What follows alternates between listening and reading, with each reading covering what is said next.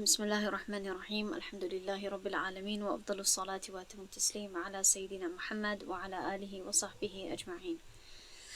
خب درس امروزه ما در موردی آن چیزهایی هست که وضو رو نمیشکند. فصل 10 اشیاء لا تنقض الوضوء.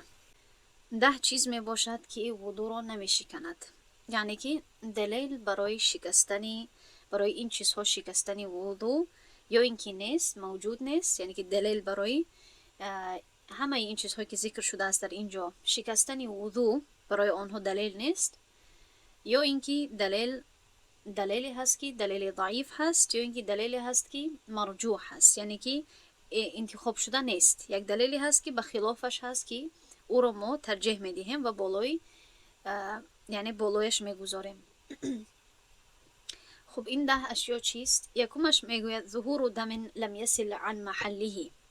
ظاهر شدن خون که جاری نشده باشد، بیرون نشده باشد از محلش، از جایش.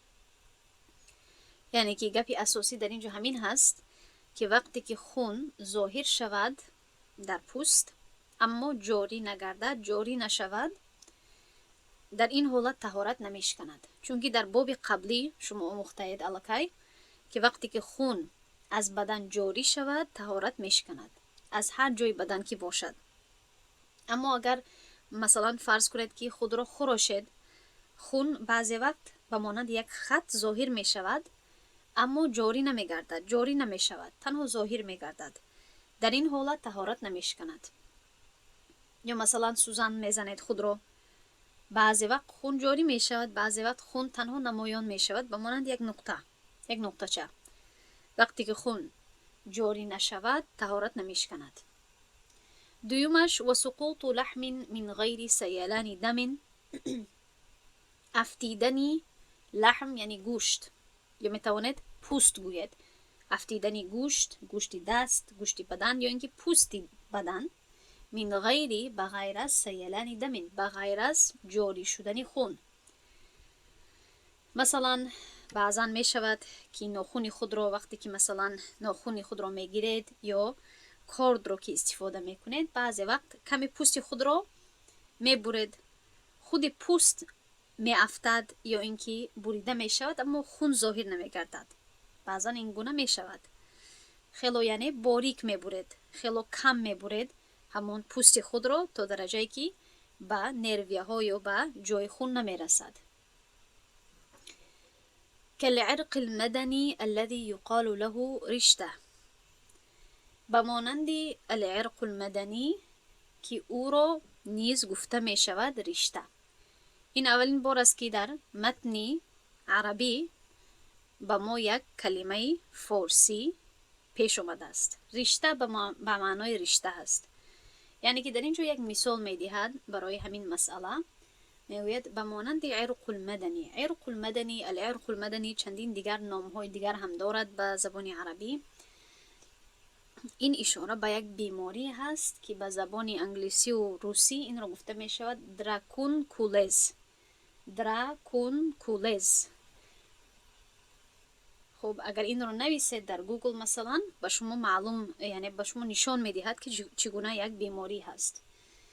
و این را امام طحطاوی هم میفهماند، میگوید که العرق المدنی نسبتا الى المدینه الشریفه لکثرتها بها. میگوید که این را عرق مدنی گفته می شود، یعنی نسبت داده می شود به مدینه منوره، از سببی که این خیلی زیاد پیدا می شد، این بیماری خیلی زیاد موجود بود در مدینه شریف. و هي بثرة تظهر في سطح الجلد تنفجر عن عرق يخرج كالدودة شيئا فشيئا. میگوید که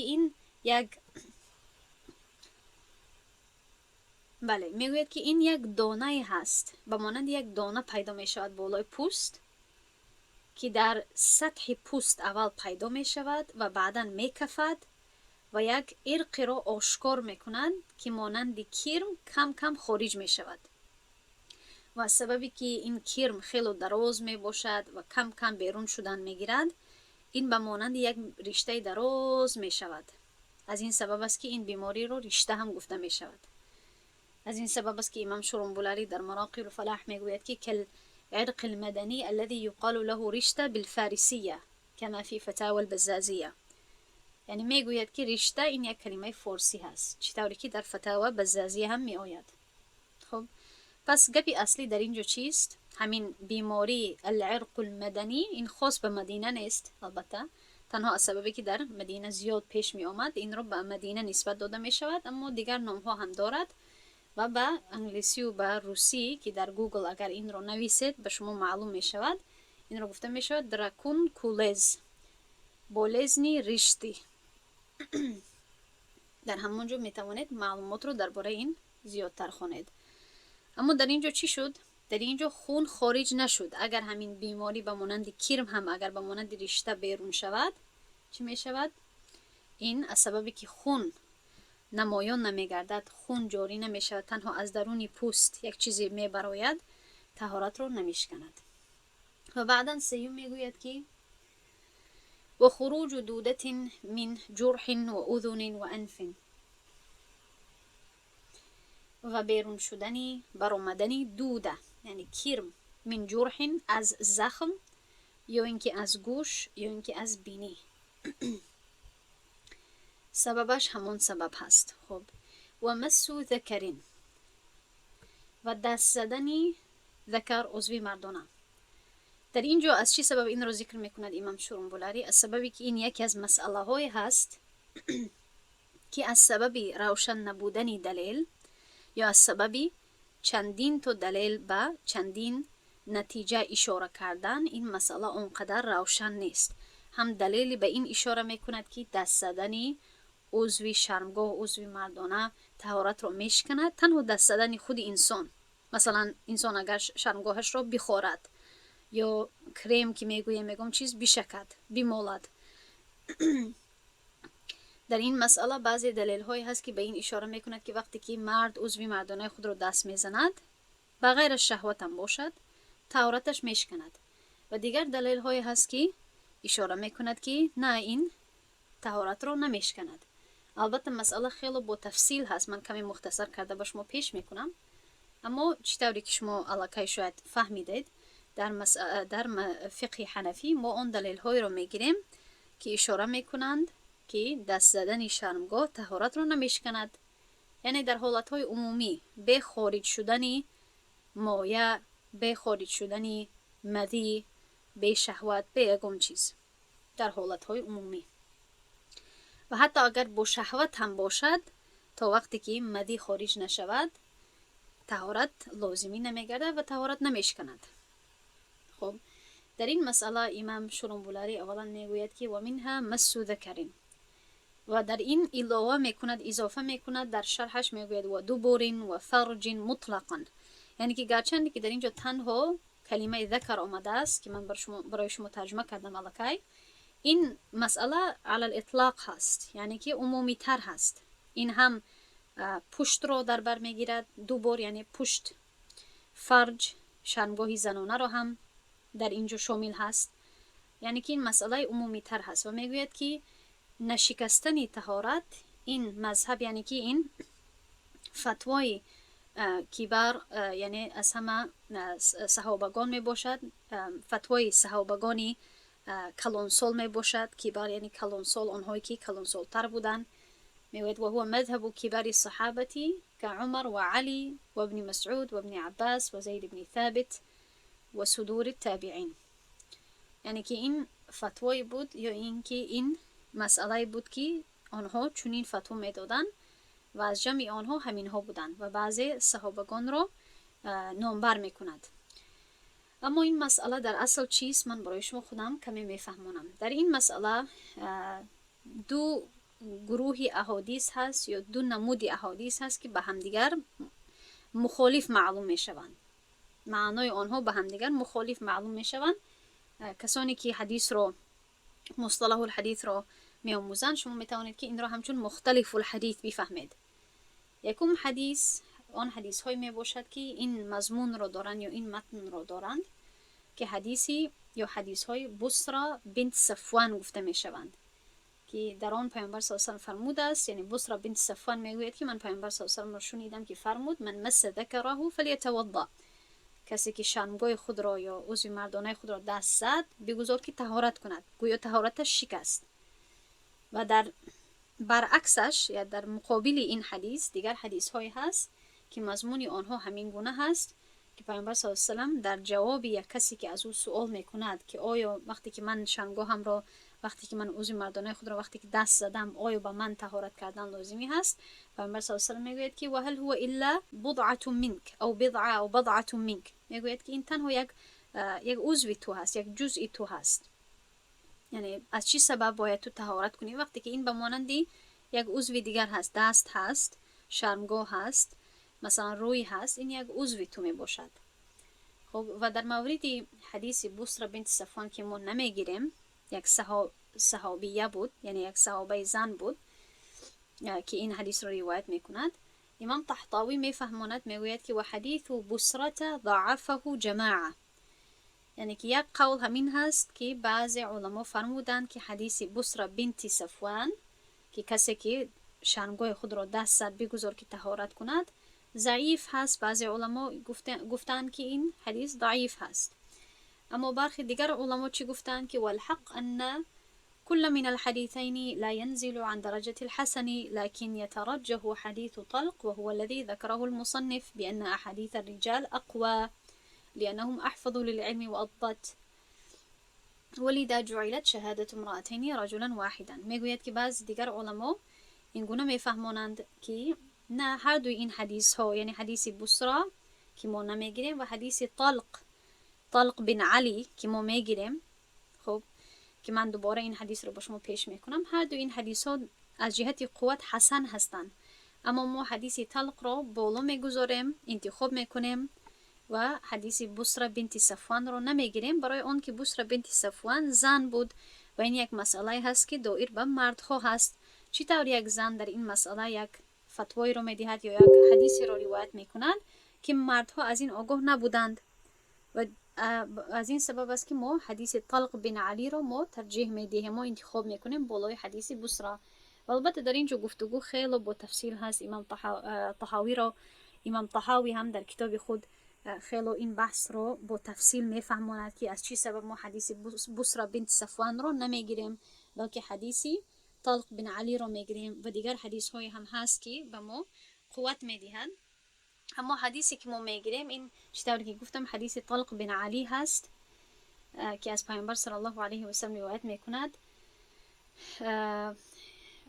خب پورا حدیث چنین هست که پسری طلق بن علی، قیس بن طلق، از پدرش روایت میکند که پدرش گفت خرجنا وفدا حتى قدمنا على رسول الله صلی الله علیه و سلم فبايعناه وصلينا معه فلما قضى الصلاة جاء رجل كأنه بدوي.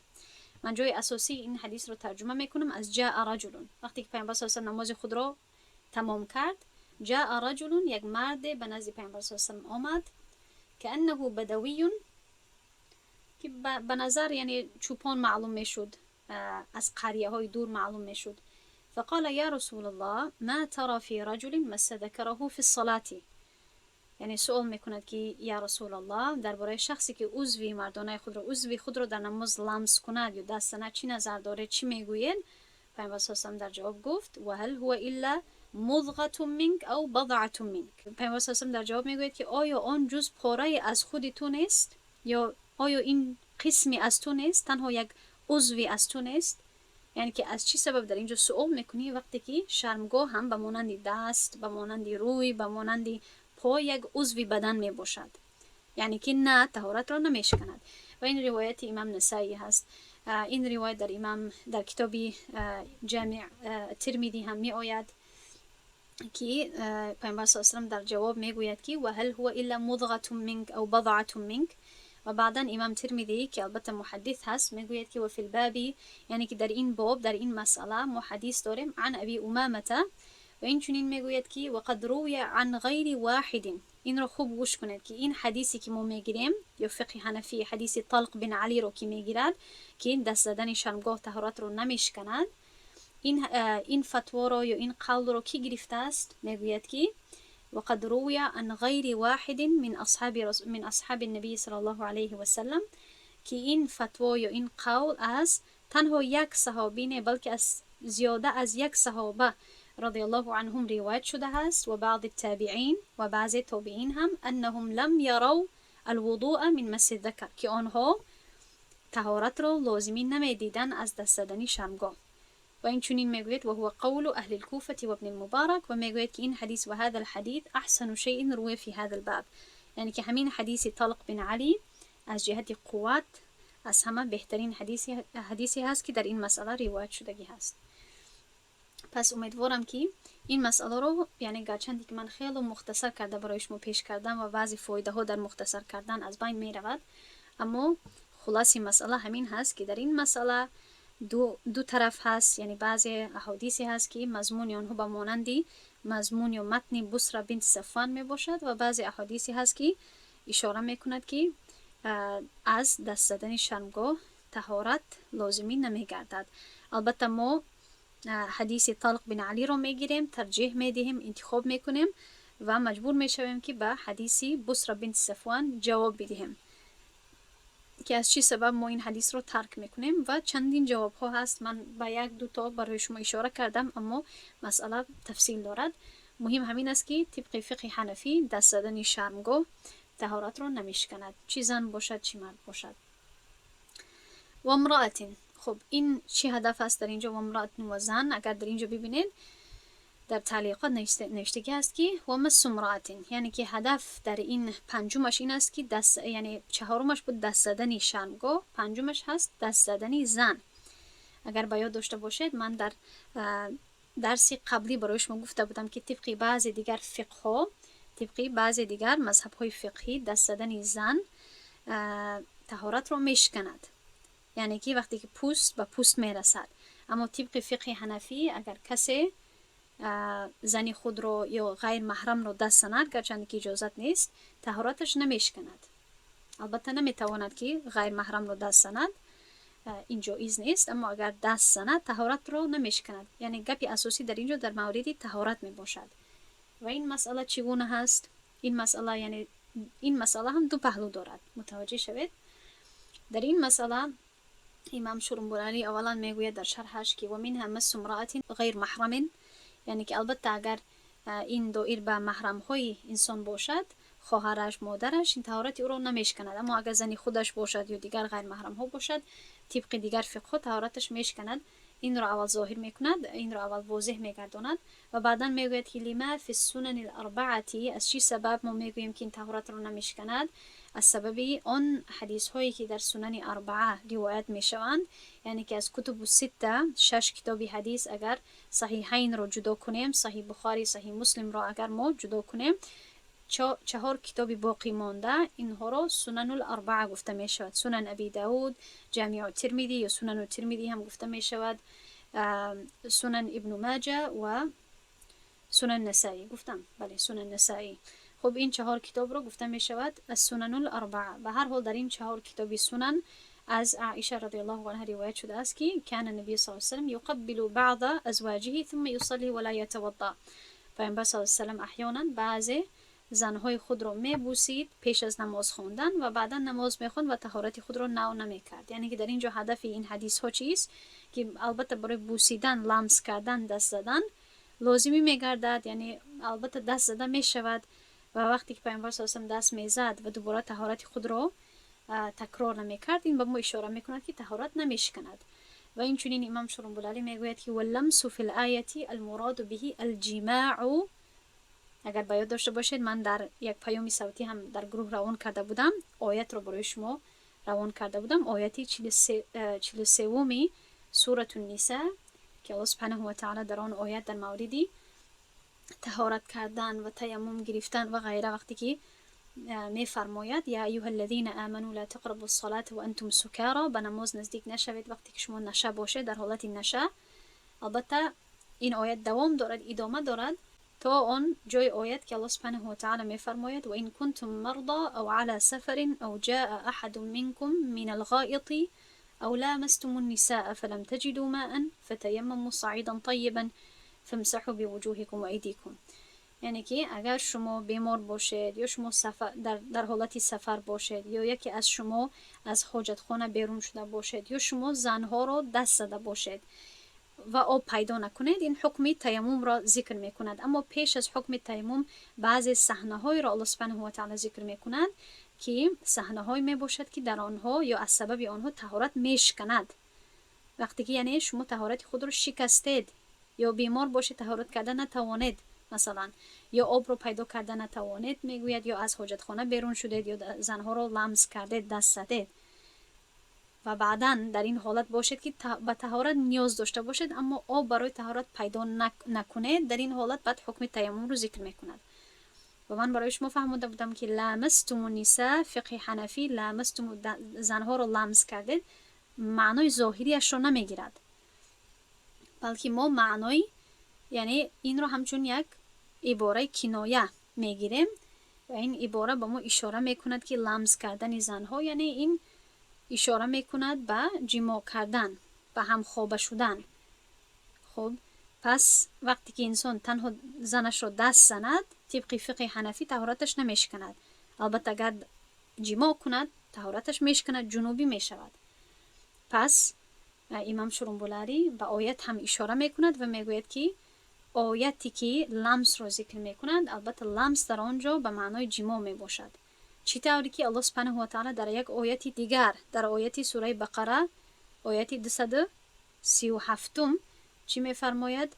و این طلقتموهن من قبل ان تمسوهن، اگر شما آنها را طلاق دادید پیش از آن که آنها را دست زدید یا پیش از آن که آنها را دست بزنید. پس دست زدن، مس کردن، تمسوهن چی معنا دارد؟ البته این مسئله هست که وقتی که شوهر به زنش طلاق میدهد پیش از جماع کردن، در این حالت چگونه باید مهر بدهد؟ آیا باید مهر بدهد یا ندهد؟ چی باید برگرداند به زن؟ این مسئله در اینجا ذکر می شود. پس چی طوری که در آن آیت تمسوهن در آنجا مس کردن به جماع اشاره میکرد، همین خیل لمس کردن هم در این آیتی سوره نساء به جماع کردن اشاره میکند. پس یعنی که هیچ دلیل نماند برای تنها دست زدن، حقیقتا تنها دست زدن زنها که طهارت را بشکند. و ششمش هست و قیء لا یملأ الفم، وقتی که انسان قی کند، پرتاید، استفراغ کند، این گونه که لا یملأ الفم که دهان را پر نکند. این ششمش و این چونین هفتمش به هم دیگر علاقه دارند. و قیء بلغم ولو کثیرا، و قی کردن یا پرتافتن بلغم حتی اگر زیاد هم باشد، چون که امام شرنبولاری یعنی خیلی مختصر کرده اشاره میکند، میگوید که وقتی که انسان کم استفراغ کند، کم پرتاید یا بلغم پرتاید، این به ما اشاره میکند که هر چیزی که خارج میشود از معده نمی باشد یا پر از نجاست نمی باشد. مخصوصا بلغم از بالا میگوید از دماغ خارج می شود، از بالا پایان می فراید، نه اینکه از معده بالا می شود. این سبب را می دهد. و تمایل نائم احتمل زوال مقعدته. تمایل یعنی مایل شدنی شخصی خوابیده، شخصی که خواب باشد که مقعدش یعنی پشتش احتمال داشته باشد که از زمین جدا شود. زوال یعنی که جدا شدن، باقی نماندن. این مسئله به مسئله بعدی تعلق دارد و هم به مسئله بعدی هم، اما در اینجا چی هدف است من همین خیلی کوتاه کرده میگویم. امام شرنبولاری در مراقی الفلاح میگوید و منها تمایل نائم احتمل زوال مقعدته لما فی سنن ابی داود. میگوید که برای این مسئله ما از چه سبب میگوییم که وقتی که یک انسانی خواب شده، اگر خواب باشد و کمی مایل شود و تنها احتمالی باشد که مقعدش از زمین جدا شده باشد، چرا طهارتش نمیشکند؟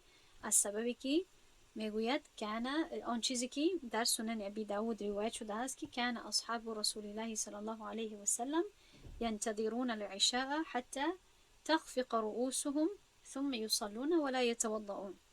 میگوید که صحابه رضی الله عنهم وقتی که نماز عشاء و نماز خفتن را انتظار میشدند، بعضا تا تا آن وقت انتظار می شدند که سرهایشون خم می شد، یعنی از سبب خواب مایل می شدند. سپس نماز می خوندن، یعنی وقتی پیامبر صلی الله علیه و می آمد و وضو نمی گرفتن، وضوی نو نمی گرفتن. از چه سبب؟ از سببی که یعنی از همه گپ اساسی این مسئله و همین گونه مسئله هایی که ما قبلا گذاشتیم این است که وقتی که مقعد بر زمین استوار باشد یا اینکه انسان به چیزی تکیه نکند تا این درجه که اگر آن چیز گرفته شود بیافتد، تا آن وقت طهارتش نمیشکند. یعنی که اگر حتی مقعدش کمی از زمین بالا شده باشد، خم شده باشد به یک طرف، اما به زمین تکیه نکرده باشد، به پهلو نباشد یا به یک دیوار به یک چیز اینگونه تکیه نکرده باشد که اگر دیوار را ما یک طرف کنیم یا بگیریم اون شخص می افتد یا بی افتد، این احتمال نباشد، تا آن وقت طهارتش نمیشکند. و این چنین مسئله بعدی هست: و نوم متمکن ولو مستندا الى شیء لو ازیل سقط على الظاهر فیهما. و خواب کردن متمکن، کسی که یعنی استوار باشد، پشتش مقعدش استوار بر زمین باشد، ولو مستندا الى شیء، گرچند که تکیه کرده باشد به چیزی که لو ازیل سقط، اگر آن چیز را ما یک طرف کنیم می افتد یا آن شخص بی افتد، علی الظاهر فیهما، طبق فتوای ظاهر. اکنون در این مسئله اختلاف هست بین فقیهان فقه حنفی و من این را برای شما میفهمونم. خود امام شامبولاری در شرحش میگوید که ای فی المسئلتین هذه والتي قبلها لاستقراره بالارض فیأمن من خروج ناقض منه. میگوید که در این مسئله برای چی طهارتش نمیشکند و در مسئله قبلی هم از سببی که شخص وقتی که در زمین استوار نشسته باشد احتمال خارج شدن نجاستی از او نیست، از این سبب است که طهارتش نمیشکند. گرچند که مثلا اگر کمی خم شده باشد یا باید چیزی تکیه کردگی باشد. و میگوید که رواه ابو یوسف عن ابی حنیفه و هو صحیح، این را قاضی ابو یوسف از امام ابو حنیفه روایت کرده است و این از فتوای صحیح میگوید. و میگوید که و به اخذ عامه المشایخ، و بیشتری مشایخ همین فتوا رو میگیرند. اما بعدا میگوید که وقال القدوری ينتقد وهو مروی عن الطحاوی. امام قدوری اما میگوید که نه، طهارتش میشکند. یعنی که اگر انسان به یک چیزی مستند باشد یا به یک چیزی اگر تکیه کرده باشد تا این درجه که اگر اون چیز رو ما یک طرف کنیم اون انسان میغلطد، در این حالت طهارتش میشکند. امام قدوری میگوید که مصنفی مختصر القدوری میباشد. و این چنین امام طحاوی هم، از امام طحاوی هم همین قول روایت شدگی هست. یعنی که در این مسئله دو فتوا هست حتی تا امروز. بعضی علما وقتی که از آنها پرسیده می شود فتوا گرفته می شود که وقتی که ما بالای یک کرسی اگر کسی خواب کند، بالای کرسی رو تصور کنید، یا اگر در درونی ماشین یا در درونی طایره سمالیات اگر کسی خوابش برد، سوال همین است که آیا طهارتش میشکند یا اینکه نه. بعضی علمان حنفی میگویند که نه، طهارتش نمیشکند، گرچند که پشتش به همان پشتی همان کرسی تکیه کردگی هست. از چی سبب؟ از سببی که میگویند که تمامی وزنی همان انسان بر مقعدش هست و مقعدش استوار به همان کرسی هست. از این سبب احتمالی خارج شدن نجاستی نیست. یعنی میگوید که بومهایش سوس شدگی نیست، تا احتمالی خارج شدنی باد در اینجا نیست. اما بعضی دیگر علما میگویند که نه، در اینجا فرق هست. بله اگر در کرسی خواب کند، در ماشین خوابش برد، بله طهارتش نمیشکند اگر خوابش اینگونه یعنی چی باشد، خفیف باشد، سبک باشد که اگر پشت کرسی رو ما بگیریم نه افتد. اگر انسان بی افتد یعنی که تمامی وزنش، تمامی خوشش، تمامی تکیهش به همون پشت کرسی هست. یعنی که علاقه بدنش راحت شدگی هست، سوس شدگی هست، بغمهایش و مفاصلش سوس شدگی هست، پس باید که طهارتش بشکند. از این سبب است که من برای شما میگویم که در این مسئله دو فتوا موجود هست و هر دو فتوا دلیل های خود را دارند. اما البته احتیاط در این مسئله همین است که اگر انسان خوابش برد و خوابش خیلی خوبی وزنین باشد بالای کرسی، از سبب همون پشت کرسی چونکه احتمال در اینجا هست، شک هست که میتوانسته باشد که مفاصلش، بغمهایش سست شده باشد، راحت شده باشد و میتواند که از سبب غافل بودن یا در غفلت بودن از او نجاست یا باد خارج شده باشد. احتیاط در این مسئله همین است که انسان دوباره طهارت کند. اما اگر کسی دیگر فتوا رو بگیرد، البته مجالی هست، میتواند، حق دارد که دیگر فتوا رو بگیرد. به هر حال میگوید و نوم مصل ولو راکعا او ساجدا على جهة السنة. آخران مسئله در اینجا که طهارت را نمیشکند این است که خواب کردن کسی که نماز گزار باشد، نماز خوان باشد، نماز در حالت نماز باشد، گرچند که اگر در حالت رکوع هم باشد یا در حالت سجده باشد، اما در حالت سجده تنها در حالتی یا در با طریقه سنت باشد، یعنی که هدفش با طریقه گذراندن نماز با طریق سنت برای مردان هست. برای آن که امام شرنبلانی میفهماند در شرحش، میگوید که السنه فی ظاهر المذهبی بأن ابدا ضبعیه و جاف بطنه عن فخذیه. میگوید که در اینجا هدف از کلمه سنت، جهت سنت یا طریقه سنت این است که شخص تنها اگر در این حالت سجده کند که آرنج های خود را بالا گیرد، آرنج های دست های خود را یعنی بالا کند و شکمش را از رانهایش دور نگه دارد. اگر به این طریقه سجده کردگی باشد، طهارتش نمیشکند. سجده کردگی باشد و خوابش برد، طهارتش نمیشکند. و یک حدیث را پیش میکند در مراقی الفلاح، میگوید لقوله صلی الله علیه و سلم لا يجب الوضوء على من نام جالسا او قائما او ساجدا حتى يضع جنبه فاذا اضطجع استرخت مفاصله. یعنی این حدیث رو به پیامبر صلی الله علیه و نسبت میدهد، اما در اصل این حدیث خیلی ضعیف هست. از این سبب است که من این را همچون دلیل برای شما پیش نمی کنم. یک دلیل دیگر را که همین معنا را دارد اما صحیح تر هست، قابل قبول هست، با شما پیش می کنم. اما تنها همان عباره امام شرنبلانی را برای شما در اینجا پیش کردم که میگوید از سبب آن حدیثی که به پیامبر صلی الله علیه و نسبت داده می شود که وضو بر کسی که نشسته باشد، ایستاده باشد یا در حالت سجده خواب شده باشد، خواب کردگی باشد، خوابش برده باشد، واجب نمی شود تا آنکه پهلوش را بگذارد، یعنی در زمین بگذارد یا بر چیزی بگذارد.